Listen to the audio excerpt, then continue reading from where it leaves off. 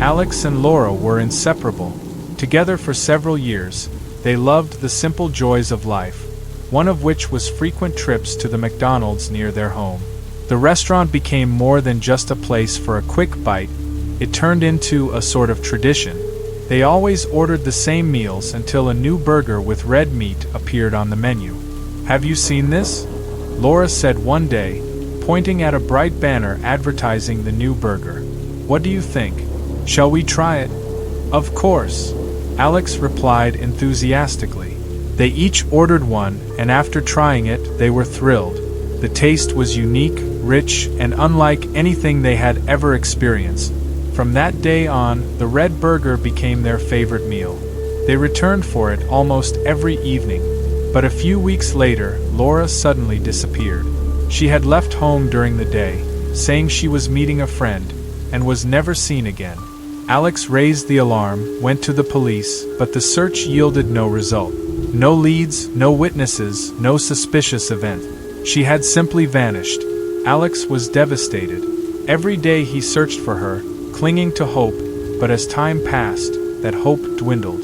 To distract himself from the crushing thoughts, he occasionally visited their favorite McDonald's. The place reminded him of Laura and their happy moments, but it also brought a strange sense of comfort. At least there, he felt closer to her. One day, overwhelmed with longing, Alex decided to order that red burger again. It was the first time he had come here without Laura. "One red burger, please," he said quietly, handing over the money at the register. "Sure, we'll have it ready in a moment," the cashier replied with a routine smile. A few minutes later, his order was ready. Alex sat at a table by the window, opened the burger box, and froze. Attached to the burger was a neatly folded note. His heart began to race. On the paper were familiar letters, written in Laura's handwriting. "I'm back, darling. Miss me?" His breath caught. His hands trembled. It was her note, without a doubt. The same handwriting, the same style. But it was impossible. Panic rising, Alex looked around the restaurant. None of the other customers paid him any attention. He stared at the burger. Thoughts raced through his mind, but he couldn't bring himself to touch it. Something felt terribly wrong. Finally, he called the manager. "Excuse me, but who put this note in my order?" he asked, his voice hoarse. The manager looked at the note in surprise. "I'm sorry, sir, but I have no idea. It definitely wasn't from any of our staff." The words sounded convincing, but Alex didn't believe them. There were too many strange things surrounding this burger. He left the restaurant without touching the food and went straight to the police. The next day, the police raided the McDonald's. They launched an investigation, reviewed security footage, and checked suppliers, but for a long time, they found nothing suspicious. Everything appeared to be just a normal fast food restaurant. But one day, weeks later, the detective handling the case stumbled upon footage from the kitchen. One of the cameras, for some strange reason, had been placed in the farthest corner of the storage area, near the refrigerator used for storing meat supplies. When the police reviewed the footage, their blood ran cold. The video showed a man in a staff uniform carrying a black bag into the refrigerator. Something inside the bag was moving. That evening, the police forced open the refrigerator doors. What they found inside defied comprehension.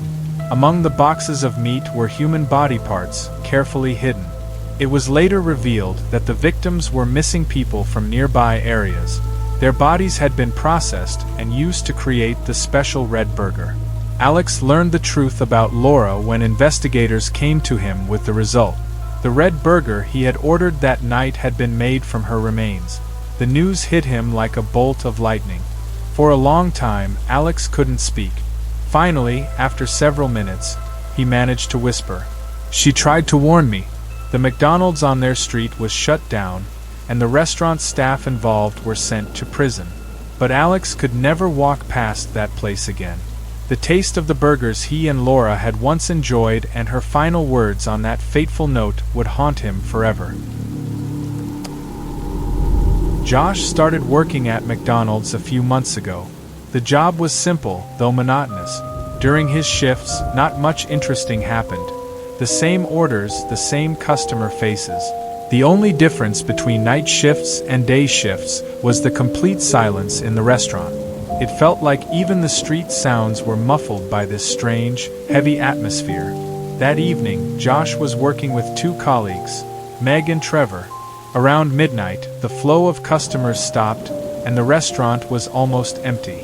Meg went to the back to check the supplies, and Trevor sat at a table in the dining area to rest. Josh stayed at the counter, scrolling through his phone. The silence was interrupted by a strange metallic clang. Josh flinched, thinking Meg had dropped something in the kitchen. "Hey Meg, everything okay?" he called out. There was no response. The clang happened again, this time closer. Josh frowned and went to the kitchen to check what was going on. There was no one at the counter. Everything looked normal. Clean tables, utensils in place. Josh carefully looked around but didn't see anything unusual. He was about to go back, but his attention was drawn to one of the ovens. It was turned on, even though they had finished cooking a while ago. It seemed strange because no one had turned on the equipment. "Trevor, did you see this?" Josh called out. Trevor had just walked into the kitchen, yawning. "What's up?" Josh pointed to the oven. "It's on. Is someone cooking something?" "Maybe Meg," Trevor shrugged. "Why?" Josh opened the oven door and was hit with a strange feeling. Instead of food, there was a box inside. It was the same standard cardboard container they used to pack burgers, but someone had placed it right into the oven. "What the hell?" Josh muttered, pulling the box out. The container was hot but not burnt. Josh set it on the table and slowly opened the lid. Inside, instead of a burger, there was an old black and white photograph. It showed a man in a McDonald's uniform, smiling at the counter. Trevor came closer and stared at the photo. "What's this joke? Are you messing with me?" "It's not me," Josh frowned. "Did you see who put this here?" "No, I'm not involved." Josh looked at the photo more closely. On the back was a message written in black ink, "See you soon." His hands started to shake. "Okay, this is too much. Where's Meg?" Josh asked and rushed to the back room. Meg was sitting there at the computer, absorbed in inventory. She looked irritated. "What's wrong? Why are you bothering me? Did you notice anything strange today?" Josh asked, holding up the photo. She looked at the photo and turned pale. "Where did you find this?" "In the kitchen. It was in the oven. What's going on?"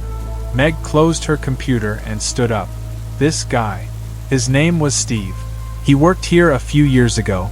What happened to him?" Josh asked tensely. "He disappeared. Just didn't show up for his shift. The police searched for him but found nothing. After a while, they closed the case." Josh felt a cold chill inside. Why was his photo in the oven? Meg gave him a heavy look. "This isn't the first time." "What do you mean, not the first time?"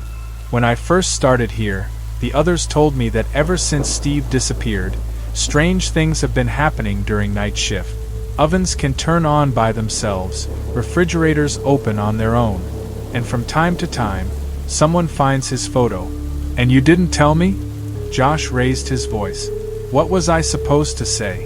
If I told you this earlier, you would have quit on your first day." Trevor looked like he was ready to bolt. "All right, that's it, I don't like this. We're calling the manager and the police." Meg nodded, and the three of them went back to the kitchen. But when they reached the spot where Josh had left the box with the photo, it was gone. "Where's the photo? Did you take it?" Trevor was panicked. "I left it here," Josh shouted. Then they heard a dull thud from the other side of the kitchen. Meg screamed, and Trevor froze in place. Josh slowly walked toward the source of the noise.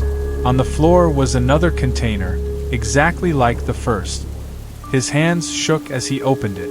Inside was the same photo, but now the message on the back said, "I'm already here." From that moment on, things started happening quickly. The lights began flickering, the equipment turned on and off by itself, and the ventilation made sounds like heavy breathing. Meg screamed, "Let's go. Right now." They ran out of the restaurant and waited outside for the police to arrive. When the officers came, they inspected the building but found nothing suspicious. The next morning, the manager, hearing the story, just smiled. You probably just imagined it. Josh didn't return to work. He quit 2 days later, but he could never forget what happened. Deep down, he knew. Whatever it was still there. Max recently started working the night shifts at McDonald's. The job wasn't the most pleasant, but they paid on time, and the evenings were quiet. There were almost no customers at night, only the occasional car driving through the drive-thru. That night seemed ordinary.